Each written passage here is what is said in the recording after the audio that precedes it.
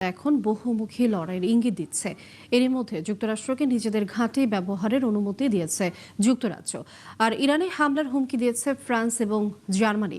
এই সংঘাত সর্বোচ্চ 4 সপ্তাহ স্থায়ী হবে বলে জানিয়েছেন ট্রাম্প। এদিকে সোমবার তেহরানে ব্যাপক বিমান হামলা চালিয়েছে ইসরায়েল, গুঁড়িয়ে দিয়েছে বিপ্লবী গার্ড বাহিনীর সদর দপ্তর। জবাবে জেরুজালেম এবং বাগদাদ আন্তর্জাতিক বিমানবন্দরের কাছে একটি মার্কিন সামরিক ঘাঁটিতে হামলা করেছে ইরান।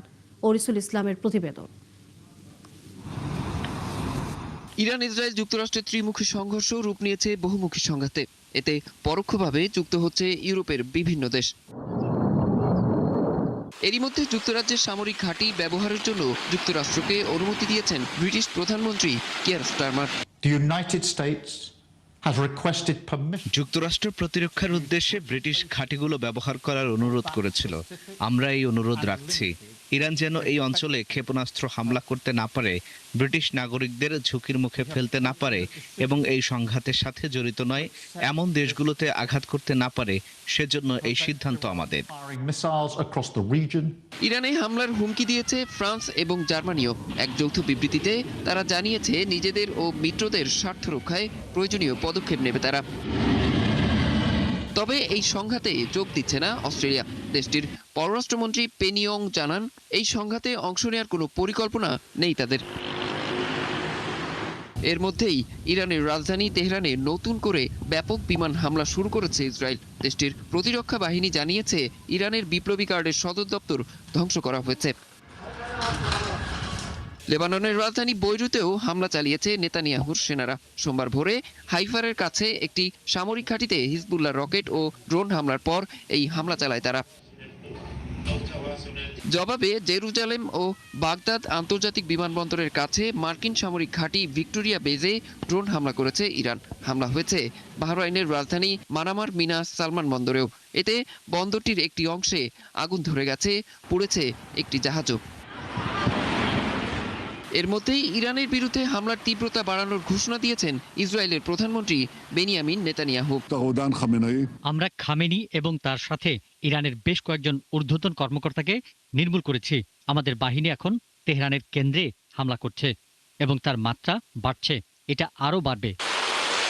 যুক্তরাষ্ট্র জানিয়েছে 1000-এর বেশি ইরানি লক্ষ্যবস্তুতে আঘাত হেনেছে তাদের ক্ষেপণাস্ত্র। তাদের অভিযানে 48 জন ইরানি নেতা নিহত হয়েছেন এবং ধ্বংস করা হয়েছে 9টি যুদ্ধজাহাজ, আর 3 মার্কিন সেনার মৃত্যু হয়েছে বলেও জানিয়েছে তারা। ইরানের সাথে সংঘাত সর্বোচ্চ 4 সপ্তাহ চলতে পারে বলে জানান ডোনাল্ড ট্রাম্প। তবে আলোচনার জন্য প্রস্তুত বলেও জানান তিনি। অরিসুল ইসলাম, 71। মার্কিন যুক্তরাষ্ট্রের সাথে আলোচনা করবে না ইরান, এমনটা জানিয়েছেন দেশটির নিরাপত্তা প্রধান আলী লারিজানি। সোমবার সামাজিক মাধ্যমে এক্সে এমন মন্তব্য করেন তিনি। তেহরান ওয়াশিংটনের সাথে আলোচনায় আগ্রহী এমন প্রতিবেদনের প্রতিক্রিয়ায় লারিজানি কথা জানান। লারিজানি ইরানের সর্বোচ্চ জাতীয় নিরাপত্তা পরিষদের সচিব এবং প্রয়াত ইরানের সর্বোচ্চ নেতা আয়াতুল্লাহ আলী খামেনির উপদেষ্টা ছিলেন। অন্যদিকে ইরানের পররাষ্ট্রমন্ত্রী আব্বাস আরাকচি জানান, ইরান সর্বদা আলোচনার পথ উন্মুক্ত রাখতে চায়। এ সময় তিনি আরও বলেন, মধ্যপ্রাচ্যের কোনো দেশের সাথে তেহরানের দ্বন্দ্ব নেই, সবার সাথে ভালো সম্পর্কের কথাও জানান তিনি। আমরা শান্তি আলোচনার পথ সবসময় খোলা রাখতে চাই। এমন আচরণ যুক্তরাষ্ট্র আমাদের সাথে দ্বিতীয়বার করল। তারা আলোচনার ঠিক মাঝখানে আমাদের উপর হামলা করার সিদ্ধান্ত নিয়েছে। গালফভুক্ত কোনো দেশই আমাদের শত্রু নয়, তাদের প্রত্যেকের সাথে আমাদের সুসম্পর্ক রয়েছে। যুক্তরাষ্ট্র ও ইসরায়েলের হামলায় ইরানের সাবেক প্রেসিডেন্ট মাহমুদ আহমেদিনেজাদ নিহত হয়েছেন এমন খবর পাওয়া যাচ্ছিল আন্তর্জাতিক গণমাধ্যমে। তবে আহমেদিনেজাদ বেঁচে আছেন এবং সুস্থ আছেন বলে জানিয়েছে তুর্কি সংবাদ মাধ্যম আনাদুলু এজেন্সি। আহমেদিনেজাদের ঘনিষ্ঠ এক সহকারী জানিয়েছেন, তিনি আহমেদিনেজাদের সাথে তার যোগাযোগ হয়েছে এবং তিনি ভালো আছেন। তবে নিজের পরিচয় গোপন রেখেছেন সেই সহকারী। আহমেদিনেজাদের সুরক্ষিত ভবন গুঁড়িয়ে দেয় ইসরায়েলি ক্ষেপণাস্ত্র। তার 3 দেহরক্ষী নিহত হন। তবে ওই ভবনের 100 মিটার দূরের তার বাসভবন অক্ষত ছিল। গতকাল আহমেদিনেজাদ নিহত হয়েছেন বলে খবর প্রকাশ করে ইসরায়েলের বিভিন্ন গণমাধ্যম। আহমেদিনেজাদ 2005 থেকে 2013 সাল পর্যন্ত ইরানের প্রেসিডেন্টের দায়িত্বে ছিলেন। তিনি কট্টরপন্থী হিসেবে পরিচিত ছিলেন। পশ্চিমাদের বিরুদ্ধে তিনি ছিলেন সোচ্চার। যুক্তরাষ্ট্র ইসরায়েলের হামলায় নিহত ইরানের সর্বোচ্চ নেতা আয়াতুল্লাহ আলী খামেনি ছিলেন দেশের সর্বাধিক ক্ষমতাধর ব্যক্তি। 1979 সালের ইসলামী বিপ্লবের পর ইরানের সংবিধানে সর্বোচ্চ নেতার পদবি সৃষ্টি করা হয়। নিহত হওয়ার আগ পর্যন্ত 36 বছর 6 মাস এই পদে ছিলেন তিনি। এখন নতুন করে সর্বোচ্চ নেতা নির্বাচিত না হওয়া পর্যন্ত ক্ষমতা কার হাতে থাকে, আর কিভাবে নির্বাচিত করা হয় সর্বোচ্চ নেতা? বিস্তারিত মনিরুজ্জামান বাবুর প্রতিবেদনে। ইরানের সংবিধানের 111 নম্বর অনুচ্ছেদ অনুসারে সর্বোচ্চ নেতার মৃত্যু থেকে শুরু করে নতুন সর্বোচ্চ নেতা নিয়োগ না হওয়া পর্যন্ত 3 সদস্যের একটি পরিষদ সাময়িকভাবে নেতৃত্বের দায়িত্ব গ্রহণ করে। এই পরিষদের সদস্যরা হলেন দেশের প্রেসিডেন্ট, বিচার বিভাগের প্রধান এবং গার্ডিয়ান কাউন্সিলের একজন জুরিস্ট, যাদের মনোনীত করে এক্সপিডিয়েন্সি কাউন্সিল নামে একটি সংস্থা। তবে এই 3 সদস্যের পরিষদের ক্ষমতা সীমিত। যেসব ক্ষেত্রে তাদের সিদ্ধান্ত কার্যকর করতে হলে এক্সপ্লেনেটারি কাউন্সিলের 3/4 সদস্যের অনুমোদন প্রয়োজন। ইরানে 88 জন আলমের সমন্বয়ে গঠিত সুপ্রিম লিডার্স কাউন্সিল বা সর্বোচ্চ নেতা নির্বাচন করে। প্রতি 8 বছর পর ইরানের কোটি কোটি নাগরিক এই পরিষদের সদস্যদের নির্বাচিত করেন। সর্বশেষ নির্বাচন হয় 2016 সালে। নতুন সর্বোচ্চ নেতা নির্বাচনে উপস্থিত সদস্যদের 2/3 সমর্থন প্রয়োজন। যদি মাত্র 59 জন সদস্য উপস্থিত থাকেন, তাহলে 40 ভোট পেলেই নতুন সর্বোচ্চ নেতা নির্বাচিত হতে পারেন। যাদের সর্বোচ্চ নেতা হিসেবে উপযুক্ত বিবেচনা করা হতে পারে এমন সম্ভাব্য প্রার্থীদের যোগ্যতা পর্যালোচনার দায়িত্বে থাকে সুপ্রিম লিডার্স কাউন্সিলের একটি কমিশন। নতুন সর্বোচ্চ নেতা নির্বাচনের জন্য নির্দিষ্ট কোনো সময়সীমা নেই। যেহেতু 3 সদস্যের অন্তর্বর্তী পরিষদ গঠিত হয়েছে, তাই অন্তত কাগজে কলমে ক্ষমতার শূন্যতা তৈরি হবে না। মনিরুজ্জামান বাবু, 71। জেনেভায় ইরানের সাথে বৈঠকে একটা চুক্তি করার আশা করছে যুক্তরাষ্ট্র, যাতে পারমাণবিক অস্ত্র তৈরি থেকে বিরত থাকবে তেহরান। আর চুক্তিতে পৌঁছানোর জন্য ইরানের উপর চাপ বাড়ানোর জন্য এই মধ্যপ্রাচ্যে সামরিক শক্তি বাড়াচ্ছেন ট্রাম্প। কয়েক দশক ধরে উন্নত ও বড় আকারের ইউরেনিয়াম প্রকল্প শুরু করেছে ইরান, সেটাই বন্ধ করতে চায় যুক্তরাষ্ট্র। আরও জানাচ্ছেন দেওয়ান মুবাশশিরা হোসেন। বিদ্যুৎ উৎপাদন থেকে শুরু করে পারমাণবিক অস্ত্র পর্যন্ত তৈরি করতে পারে ইউরেনিয়াম, নির্ভর করে এর শুদ্ধতার মাত্রায়। ইরানের পারমাণবিক স্থাপনায় যুক্তরাষ্ট্রের হামলার আগ পর্যন্ত 60% পরিশুদ্ধ ইউরেনিয়াম সমৃদ্ধ করেছে ইরান। পারমাণবিক অস্ত্র তৈরিতে লাগে 90% শুদ্ধতা, কাজেই তারা অস্ত্র তৈরির বেশ কাছেই চলে গিয়েছিল। কাজ চলতে থাকলে অন্তত 10টি অস্ত্র বানাতে পারত ইরান। তবে হামলার পর কি পরিমাণ ক্ষয়ক্ষতি হয়েছে আর কি পরিমাণ ইউরেনিয়াম ইরানের কাছে মজুদ আছে তার সঠিক হিসেব দিতে পারেনি IAEA-ও। জুনের হামলার পর পরস্পর বিরোধী দাবি করে দুই পক্ষই। যুক্তরাষ্ট্রের দাবি ছিল ইরানকে পারমাণবিক কার্যক্রম বন্ধ করতে হবে, আর ইরান বলেছিল তারা কখনোই এটা করবে না। নিউক্লিয়ার নন প্রলিফারেশন ট্রিটিতে বলা হয়েছে অস্ত্র তৈরি না করলে পারমাণবিক কর্মসূচি চালানো যাবে। ইরানও বলেছে তারা কখনোই অস্ত্র তৈরি করবে না। তবে এমন চুক্তিতে রাজি নয় পশ্চিমা বিশ্ব। এর আগে ইরানের বাইরে মধ্যপ্রাচ্যের কয়েকটি দেশের যৌথ কর্মসূচি চালুর সম্ভাবনা নিয়ে আলোচনা হয়, তবে এই প্রস্তাবে কখনোই রাজি হয়নি তেহরান। ইরানের ইউরেনিয়াম মজুদের হিসাব নিয়ে সন্দেহ থাকলে নতুন করে সংঘাত শুরু হতে পারে। ইরানকে পারমাণবিক অস্ত্র থেকে দূরে রাখার জন্যই পশ্চিমা বিশ্বের এত তৎপরতা। কিন্তু ইরান যেহেতু জানে কিভাবে পারমাণবিক সমৃদ্ধি অর্জন করা যায়, আর তাদের সমৃদ্ধ সেন্ট্রিফিউজগুলো অজ্ঞাত স্থানে রাখা আছে, পরিমাণটাও অজানা, তাই ইরানকে তার পথ থেকে সরানো বেশ কঠিন বলেই মনে করছেন সংশ্লিষ্টরা। দেওয়ান মুবাশশিরা হোসেন, 71। ইরানের উপর যুক্তরাষ্ট্র ইসরায়েলি সামরিক হামলার পর বিশ্বের অন্যতম গুরুত্বপূর্ণ জ্বালানি রুট হিসেবে পরিচিত হরমুজ প্রণালীতে অচলাবস্থা তৈরি হয়েছে। এই রুট দিয়ে যাওয়ার জন্য অন্তত 150টি ট্যাঙ্কার বর্তমানে পারস্য উপসাগরে নোঙর করে আছে। এসব ট্যাঙ্কারের মধ্যে প্রচুর অপরিশোধিত তেল এবং তরলীকৃত প্রাকৃতিক গ্যাস LNG রয়েছে। প্রণালীর এক প্রান্তে পারস্য উপসাগরের মোহনায় 150টি জাহাজ নোঙর ফেলেছে। এছাড়া প্রণালীর অপর প্রান্তেও কয়েক ডজন কার্গোচারণ জাহাজ নোঙর করে দাঁড়িয়ে আছে। বর্তমান পরিস্থিতিতে জাহাজগুলো অগ্রসর হতে পারছে না। যুদ্ধের কারণে এই সরু জলপথটি এখন ঝুঁকিপূর্ণ হয়ে উঠেছে। যে কোনো মুহূর্তে বাণিজ্যিক জাহাজে হামলার আশঙ্কায় জাহাজ মালিকরা চলাচলের ঝুঁকি নিচ্ছেন না। হরমুজ প্রণালীতে জাহাজ চলাচল ঘিরে নতুন করে উত্তেজনা তৈরি হয়েছে। ইরান, যুক্তরাষ্ট্র ও ইসরায়েলের সাম্প্রতিক সংঘাতের জেরে বিশ্ব জ্বালানি সরবরাহের অন্যতম গুরুত্বপূর্ণ এই জলপথে দেখা দিয়েছে অনিশ্চয়তা। প্রণালীর দুই পাশে আটকা পড়েছে শতাধিক তেল ও এলএনজি ট্যাঙ্কার। বিশ্লেষকরা বলছেন, এই পথ বন্ধ হলে বিশ্ব অর্থনীতি মারাত্মক ঝুঁকিতে পড়বে। কৌশলগত এই প্রণালী নিয়ে আরও জানাচ্ছেন চৈতি সরোয়ার। বিশ্ব জ্বালানি সরবরাহের লাইফলাইন হিসেবে পরিচিত হরমুজ প্রণালী, এটি পারস্য উপসাগরে প্রবেশের একমাত্র সামুদ্রিক পথ। প্রণালী পূর্বে রয়েছে ইরান এবং পশ্চিমে ওমান ও সংযুক্ত আরব আমিরাত। উত্তরে পারস্য উপসাগর আর দক্ষিণে ওমান উপসাগর, এই দুই জলভাগকে যুক্ত করেছে সরু কিন্তু অত্যন্ত গুরুত্বপূর্ণ এই পথ। হরমুজ প্রণালীর দৈর্ঘ্য প্রায় 96 নটিক্যাল মাইল। সবচেয়ে সরু অংশে প্রস্থ মাত্র 33 কিলোমিটার আর জাহাজ চলাচলের মূল লেন মাত্র 3 কিলোমিটার চওড়া। এই প্রণালী দিয়ে মূলত আন্তর্জাতিক বাণিজ্যিক জাহাজ চলাচল করে। উপসাগরীয় দেশগুলো থেকে পণ্যবাহী জাহাজ, জ্বালানিবাহী ট্যাঙ্কার, কন্টেইনার জাহাজ সবকিছুই বিশ্বের বিভিন্ন দেশে যেতে এই পথ ব্যবহার করা হয়। যুক্তরাষ্ট্র ও ইসরায়েল জোটের হামলার পর বন্ধ ঘোষণা করা হয়েছে প্রণালী দিয়ে সব ধরনের জাহাজ চলাচল।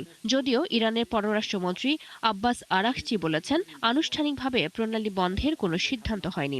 এরই মধ্যে বিভিন্ন শিপিং কোম্পানি নিরাপত্তার কারণে তাদের জাহাজ চলাচল সাময়িকভাবে স্থগিত করেছে। যুক্তরাষ্ট্রের এনার্জি ইনফরমেশন অ্যাডমিনিস্ট্রেশনের তথ্য অনুযায়ী প্রতিদিন প্রায় 2 কোটি ব্যারেল তেল এই প্রণালী দিয়ে প্রবাহিত হয়। বিশ্বের মোট তেল সরবরাহের প্রায় 20% এবং এলএনজির প্রায় 1/5 যায় এই পথ দিয়ে। এই জ্বালানির বড় অংশ রপ্তানি করে কাতার, সৌদি আরব, ইরাক ও কুয়েত, আর এর 69% যায় এশিয়ার 4 দেশ চীন, ভারত, জাপান ও দক্ষিণ কোরিয়ায়। একটি সরু জলপথ হলেও হরমুজ প্রণালীর প্রভাব বৈশ্বিক। বিশ্ব অর্থনীতিতে কৌশলগত দিক থেকে অন্যতম গুরুত্বপূর্ণ এই সমুদ্র পথ ঘিরে যে কোনো উত্তেজনা সরাসরি আন্তর্জাতিক রাজনীতি ও বাণিজ্যে প্রভাব ফেলতে পারে। চৈতি সরোয়ার, ৭১।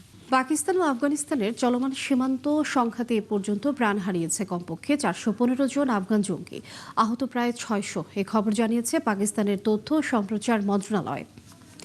এরই মধ্যে 182টি আফগান ফাঁড়ি ধ্বংস এবং 31টি দখল করেছে পাকিস্তানি বাহিনী। তালেবানের 185 ট্যাঙ্ক, সশস্ত্র যান ও কামান ধ্বংস করারও খবর পাওয়া গেছে। সেই সাথে আফগানিস্তানের 46টি স্থান লক্ষ্য করে বিমান হামলা চালানোর দাবি করেছে পাকিস্তান। এদিকে আফগানিস্তানের প্রতিরক্ষা মন্ত্রণালয় সীমান্তে নতুন করে সামরিক অভিযান শুরু করেছে। দর্শক, এই ছিল এখনকার আয়োজনে। বিশ্বের আরও নতুন কিছু খবর ও বিশ্লেষণ নিয়ে আগামীকাল সকাল 9:30টায় আবারও হাজির হবে বিশ্বজোট। চোখ রাখুন একাত্তরের ফেসবুক পেজে এবং সাবস্ক্রাইব করুন একাত্তরের ইউটিউব। এখন বহুমুখী লড়াইয়ের ইঙ্গিত দিচ্ছে। এরই মধ্যে যুক্তরাষ্ট্রকে নিজেদের ঘাঁটি ব্যবহারের অনুমতি দিয়েছে যুক্তরাজ্য, আর ইরানে হামলার হুমকি দিয়েছে ফ্রান্স এবং জার্মানি। এই সংঘাত সর্বোচ্চ 4 সপ্তাহ স্থায়ী হবে বলে জানিয়েছেন ট্রাম্প। এদিকে সোমবার তেহরানে ব্যাপক বিমান হামলা চালিয়েছে ইসরায়েল, গুঁড়িয়ে দিয়েছে বিপ্লবী গার্ড বাহিনীর সদর দপ্তর। জবাবে জেরুজালেম এবং বাগদাদ আন্তর্জাতিক বিমানবন্দরের কাছে একটি মার্কিন সামরিক ঘাঁটিতে হামলা করেছে ইরান। ওরিসুল ইসলামের প্রতিবেদন। ইরান ইসরায়েল যুক্তরাষ্ট্রের ত্রিমুখী সংঘর্ষ রূপ নিয়েছে বহুমুখী সংঘাতে। এতে পরোক্ষভাবে যুক্ত হচ্ছে ইউরোপের বিভিন্ন দেশ। এরই মধ্যে যুক্তরাজ্যের সামরিক ঘাঁটি ব্যবহারের জন্য যুক্তরাষ্ট্রকে অনুমতি দিয়েছেন ব্রিটিশ প্রধানমন্ত্রী কিয়ার স্টারমার। যুক্তরাষ্ট্র প্রতিরক্ষার উদ্দেশ্যে ব্রিটিশ ঘাঁটিগুলো ব্যবহার করার অনুরোধ করেছিল। আমরা এই অনুরোধ রাখছি। ইরান যেন এই অঞ্চলে ক্ষেপণাস্ত্র হামলা করতে না পারে, ব্রিটিশ নাগরিকদের ঝুঁকির মুখে ফেলতে না পারে এবং এই সংঘাতের সাথে জড়িত নয় এমন দেশগুলোতে আঘাত করতে না পারে, সেজন্য এই সিদ্ধান্ত আমাদের। ইরানে হামলার হুমকি দিয়েছে ফ্রান্স এবং জার্মানিও। এক যৌথ বিবৃতিতে তারা জানিয়েছে নিজেদের ও মিত্রদের স্বার্থ রক্ষায় প্রয়োজনীয় পদক্ষেপ নেবে তারা। তবে এই সংঘাতে যোগ দিচ্ছে না অস্ট্রেলিয়া। দেশটির পররাষ্ট্রমন্ত্রী পেনি ইয়ং জানান, এই সংঘাতে অংশ নেওয়ার কোনো পরিকল্পনা নেই তাদের। এর মধ্যেই ইরানের রাজধানী তেহরানে নতুন করে ব্যাপক বিমান হামলা শুরু করেছে ইসরায়েল। দেশটির প্রতিরক্ষা বাহিনী জানিয়েছে ইরানের বিপ্লবী গার্ডের সদর দপ্তর ধ্বংস করা হয়েছে। লেবাননের রাজধানী বৈরুতেও হামলা চালিয়েছে নেতানিয়াহুর সেনারা। সোমবার ভোরে হাইফারের কাছে একটি সামরিক ঘাঁটিতে হিজবুল্লাহ রকেট ও ড্রোন হামলার পর এই হামলা চালায় তারা। জবাবে জেরুজালেম ও বাগদাদ আন্তর্জাতিক বিমানবন্দরের কাছে মার্কিন সামরিক ঘাঁটি ভিক্টোরিয়া বেজে ড্রোন হামলা করেছে ইরান। হামলা হয়েছে বাহরাইনের রাজধানী মানামার মিনা সালমান বন্দরেও। এতে বন্দরটির একটি অংশে আগুন ধরে গেছে, পুড়েছে একটি জাহাজও। এর মধ্যেই ইরানের বিরুদ্ধে হামলার তীব্রতা বাড়ানোর ঘোষণা দিয়েছেন ইসরায়েলের প্রধানমন্ত্রী বেনিয়ামিন নেতানিয়াহু। আমরা খামেনি এবং তার সাথে ইরানের বেশ কয়েকজন ঊর্ধ্বতন কর্মকর্তাকে নির্মূল করেছি। আমাদের বাহিনী এখন তেহরানের কেন্দ্রে হামলা করছে এবং তার মাত্রা বাড়ছে, এটা আরও বাড়বে। যুক্তরাষ্ট্র জানিয়েছে 1000-এর বেশি ইরানি লক্ষ্যবস্তুতে আঘাত হেনেছে তাদের ক্ষেপণাস্ত্র। তাদের অভিযানে 48 জন ইরানি নেতা নিহত হয়েছেন এবং ধ্বংস করা হয়েছে 9টি যুদ্ধজাহাজ, আর 3 মার্কিন সেনার মৃত্যু হয়েছে বলেও জানিয়েছে তারা। ইরানের সাথে সংঘাত সর্বোচ্চ 4 সপ্তাহ চলতে পারে বলে জানান ডোনাল্ড ট্রাম্প। তবে আলোচনার জন্য প্রস্তুত বলেও জানান তিনি। অরিসুল ইসলাম, 71। মার্কিন যুক্তরাষ্ট্রের সাথে আলোচনা করবে না ইরান, এমনটা জানিয়েছেন দেশটির নিরাপত্তা প্রধান আলী লারিজানি। সোমবার সামাজিক মাধ্যমে এক্সে এমন মন্তব্য করেন তিনি।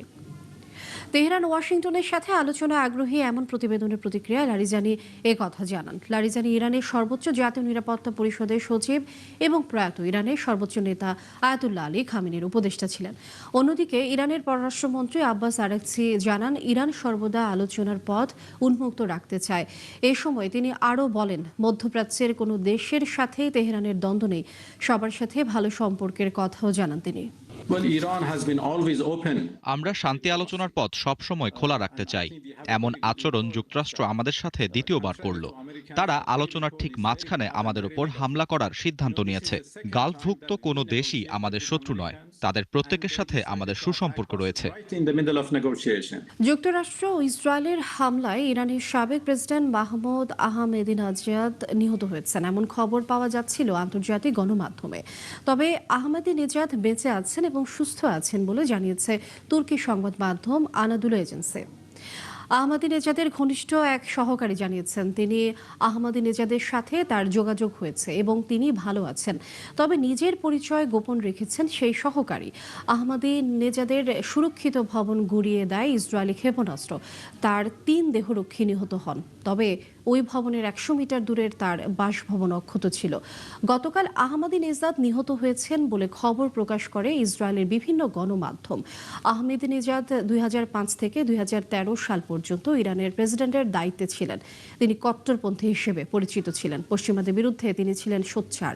যুক্তরাষ্ট্র ইসরায়েলের হামলায় নিহত ইরানের সর্বোচ্চ নেতা আয়াতুল্লাহ আলী খামেনি ছিলেন দেশের সর্বাধিক ক্ষমতাধর ব্যক্তি। 1979 সালের ইসলামী বিপ্লবের পর ইরানের সংবিধানে সর্বোচ্চ নেতার পদবি সৃষ্টি করা হয়। নিহত হওয়ার আগ পর্যন্ত 36 বছর 6 মাস এই পদে ছিলেন তিনি। এখন নতুন করে সর্বোচ্চ নেতা নির্বাচিত না হওয়া পর্যন্ত ক্ষমতা কার হাতে থাকে আর কিভাবে নির্বাচিত করা হয় সর্বোচ্চ নেতা? বিস্তারিত মনিরুজ্জামান বাবুর প্রতিবেদনে।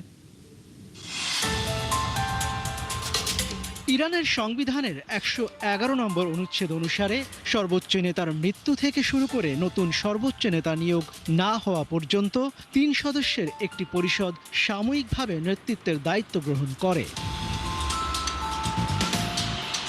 এই পরিষদের সদস্যরা হলেন দেশের প্রেসিডেন্ট, বিচার বিভাগের প্রধান এবং গার্ডিয়ান কাউন্সিলের একজন জুরিস্ট, যাদের মনোনীত করে এক্সপিডিয়েন্সি কাউন্সিল নামে একটি সংস্থা। তবে এই 3 সদস্যের পরিষদের ক্ষমতা সীমিত। যেসব ক্ষেত্রে তাদের সিদ্ধান্ত কার্যকর করতে হলে এক্সপ্লেনেটারি কাউন্সিলের 3/4 সদস্যের অনুমোদন প্রয়োজন। ইরানে 88 জন আলমের সমন্বয়ে গঠিত সুপ্রিম লিডার্স কাউন্সিল বা সর্বোচ্চ নেতা নির্বাচন করে।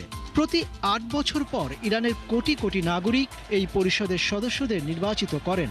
সর্বশেষ নির্বাচন হয় 2016 সালে। নতুন সর্বোচ্চ নেতা নির্বাচনে উপস্থিত সদস্যদের 2/3 সমর্থন প্রয়োজন। যদি মাত্র 59 জন সদস্য উপস্থিত থাকেন তাহলে 40 ভোট পেলেই নতুন সর্বোচ্চ নেতা নির্বাচিত হতে পারেন।